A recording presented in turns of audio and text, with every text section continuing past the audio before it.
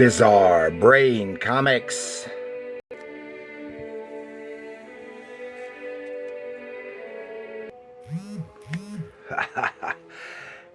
Hello, my comic book friends, and welcome to Bizarre Brain Comics. I'm Gary, your host. This is where I like to take a look at some older comics, talk a little bit about the characters and creators, and examine the stories and the art. This time, I want to take a look at Starman, #1 from 1988 DC Comics. And you may not be, depending on your age and stuff, you may not be familiar with this version of Starman. Okay,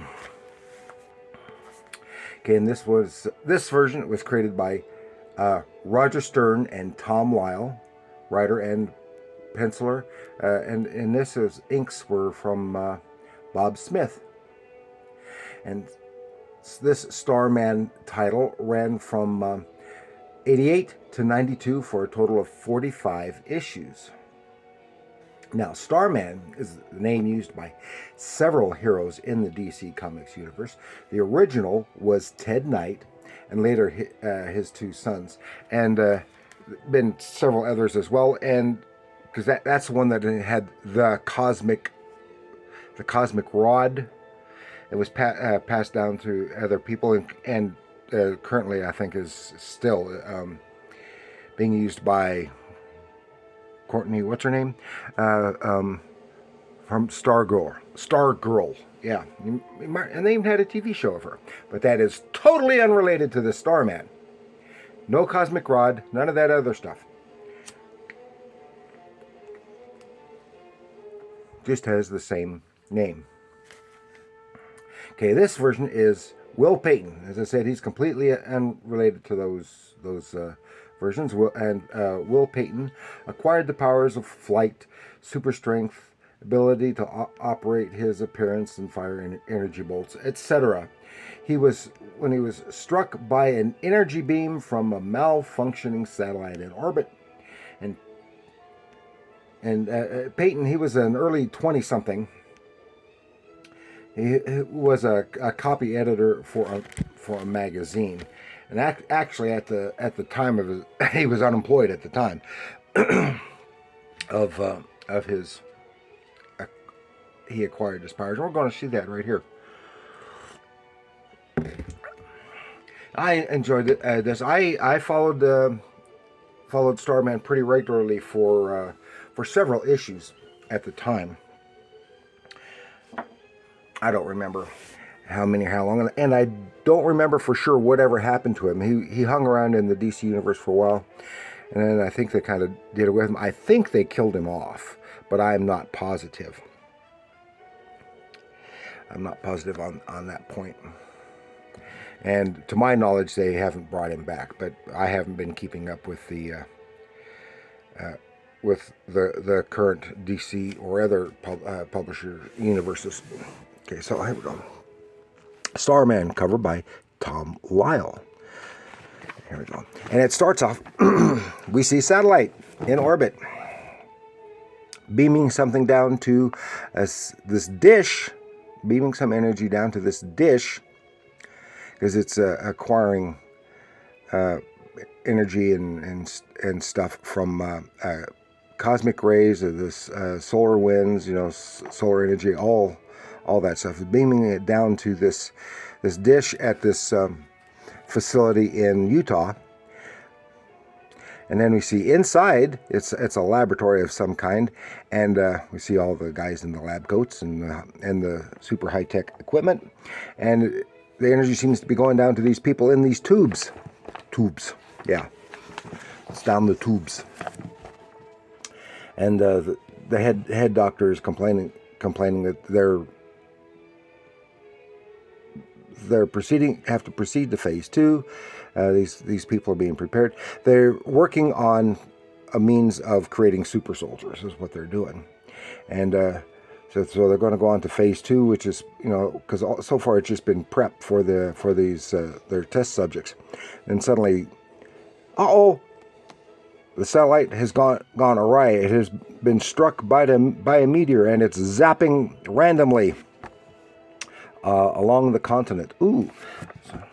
So what could have happened? What are the chances that it would hit somebody? Oh. Then now we get to the splash page. Grassroots hero. And we got these hikers, and they find a guy who is dead, laying in this middle of this scorched earth. And, oh my gosh, what happened? And they got the cops. He's taken to, this is in, did it say where? I think, oh, welcome to the Colorado Rockies. So it's out somewhere west of here. And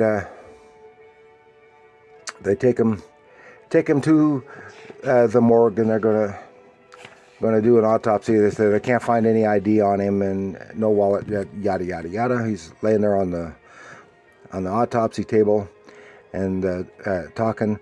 The cop leaves the ME there with him, and suddenly the guy wakes up and gets up and goes, "Oh, what the heck?" He goes, "What's going on?" He and unknowingly and unintentionally breaks the autopsy table, and the ME just faints dead away. The cop comes in and heard something. Well, what's going on? And go, ah. The cop panics, pulls his gun, and to threaten him, and the bearded fellow takes a flying leap through the windows, and oh, he's on the edge of a cliff, and so he's falling off the cliff. Oh crap! As he's plunging to his death, I mean, he wakes up from death, plunges to his death. Oh nope, not because he starts flying. It's brand new to him. He can't really control it, and he slams on the top of a semi-tractor trailer. Oh, what's going on? I don't know. And he's got to hang on, and his fingers bury into the steel. Ouch! When the truck pulls into a truck stop, he gets off, goes inside. I don't know what's going on. I'm hungry. I gotta get. So he gets him something to eat, and when it's time to pay, he pulls out his wallet, which he had stashed in his boot. I've heard a lot of people do that, especially if they're hiking and stuff. And but see, that's why the cop thought they couldn't identify him. They didn't think he had a wallet on him. Well, I'm surprised his wallet didn't get jarred loose with all that activity that just went down. And then he sees the calendar, a month. He's lost a month because he went out camping, and in May, and here it is in June. He's lost a month.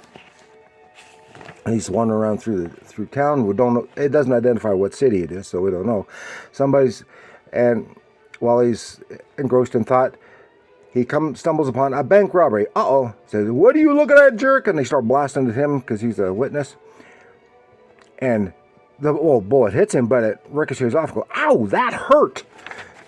And he's all ticked off. They gun the engine of the car, going to run him down, and he flares brightly, and it's blinding him, and they crash the car as he jumps out of the way.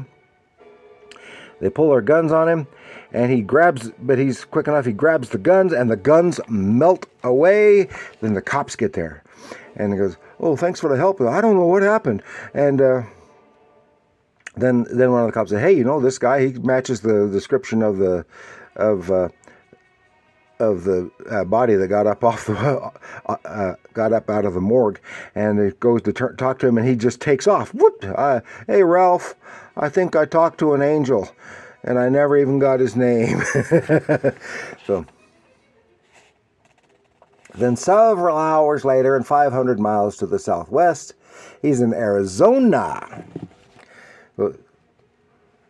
And we see a young lady here sitting on a Jeep with her dog playing a guitar. And her name is Jane. She happens to be Will's sister. Will pops in. Oh, well, so where have you been? And goes, don't touch me. I might be contaminated, yada, yada.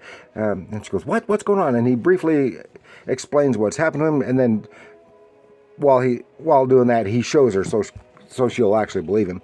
See how strong he is. He can fly. He can flare up, and all this other stuff.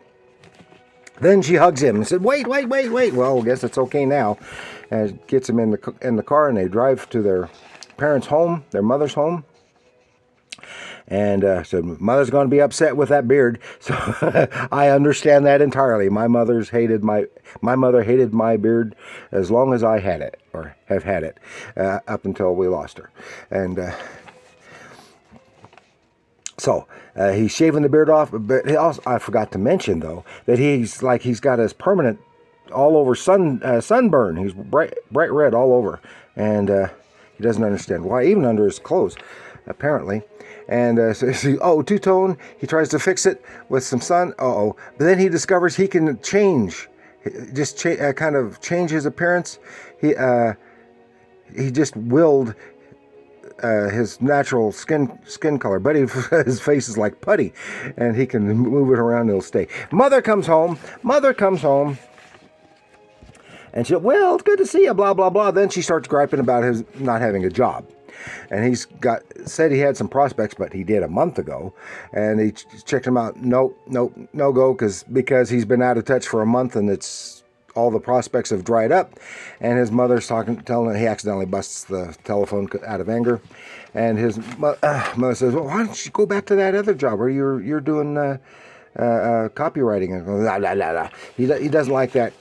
But he's taking a shower, he comes out, and what? His sister has made him a costume. Said, "You're a superhero." So, "I don't want to be a superhero." But you are anyway. And she throws the towel in his face. And so he's coming out and they're arguing. But then they see something on the news. It's going down now. Construction crane has collapsed, and a workman is pinned underneath it. It will be many hours before the heavy equipment can get there and get that crane lifted off, and the guy needs medical attention. Oh my gosh. Jane turns to talk to Will, and he's gone. Will's gone. And the emergency people there don't know what to do until he gets there. Boom! "Maybe I can help." And says, "Why should I? What makes you think you can help?" And he crushes an I-beam. He said, "Well, that might do it." He gets up there and he starts trying to lift that crane. He doesn't know how strong he is yet. He doesn't know if he can actually do it, and his feet start sinking into the ground under the weight. And finally, he pushes hard. He strains so hard, he gets it left just a little bit, just enough so that the EMT can pull the guy out to safety. Then, it collapses on top of him. Apparently, the ground gave way underneath him. Go slam! Oh my gosh! Everyone is aghast. Oh, that poor man! He must have been killed. And suddenly, the ground is melting. The steel is melting, and boom! Out flies Will Payton, Starman. This is where he gets his name. There. All right, way to go, Starman, because he's got that big old star on his chest.